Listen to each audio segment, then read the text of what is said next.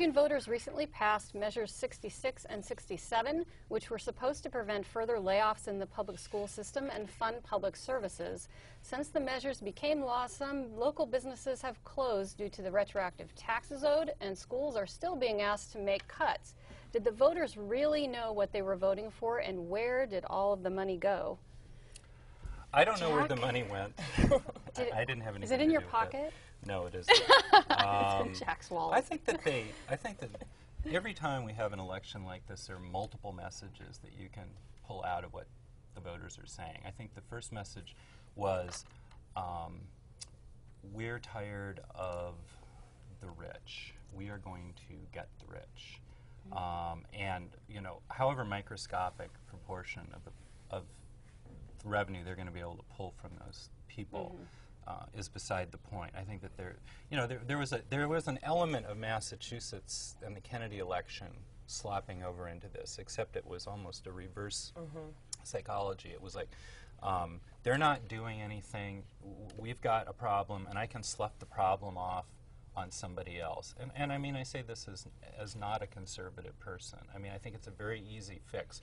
My biggest concern about state government right now is that it is a duct tape, you know, situation where they're not dealing with really any of the major problems. They've got revenue forecasts going out, a couple of bienniums that may not hold up. I mean, it could get worse. I mean, in the Great Depression, there was just a catastrophic drop, and then there was another recession in 1938, 37 and 38, that was almost as bad as the first one. And so they can make all these assumptions about what's going to happen, and we still don't have a stable education system set up. We don't have a sales tax. We don't have, you know, any sort of reliable revenue fund or source for higher ed. You have multiple problems that are not being addressed by both parties in the legislature, and it's irresponsible. And I say that with, and I'm sure you went through this a billion times down there. Oh, I agree. It's kind of like the Red and Green show, if everybody ever saw that. They fixed everything with duct tape and nothing ever worked.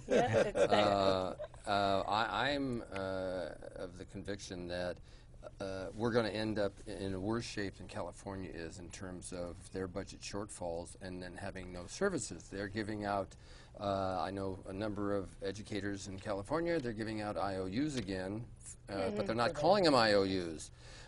People are getting laid off for every Friday, 2 or 3 Fridays a month or a quarter or whatever, and they're just getting furloughed.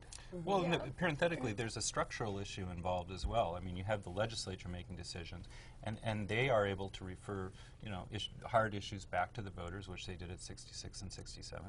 And you have initiative and referendum where all these people who essentially, you know, a lot of them are essentially making their living off of this, can jump into the fray and completely short-circuit the legislature. And I think Oregon has to decide whether we're going to be on a 1902 model of initiative and referendum, or we're going to have a full-time professional legislature that makes the decisions and takes the responsibility. Well, what's wrong with priority budgeting? Like, 18 other states in the states have priority budgeting.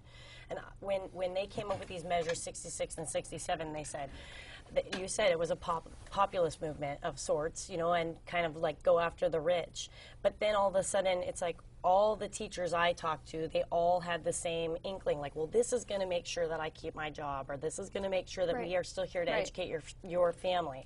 And basically, now they're realizing that that wasn't the case, and I don't know if they feel lied to. I would. I mean, well, this was their last resort, and I think a lot of voters saw this as a last resort. Wow, we don't want to have the catastrophe. And I think that a lot of time, I mean, you remember in the Kitzhaber administration, I think a lot of times these guys and other administrations said, wait till the crash. Wait till it crashes, then the voters will wake up. Yeah. And we've had crash after crash after crash, starting with Measure 5 in 1990, and going forward, here we are 20 years later, crash, crash, crash, and nothing really gets resolved. I had talked to a teacher. I'll let you go. Thank you.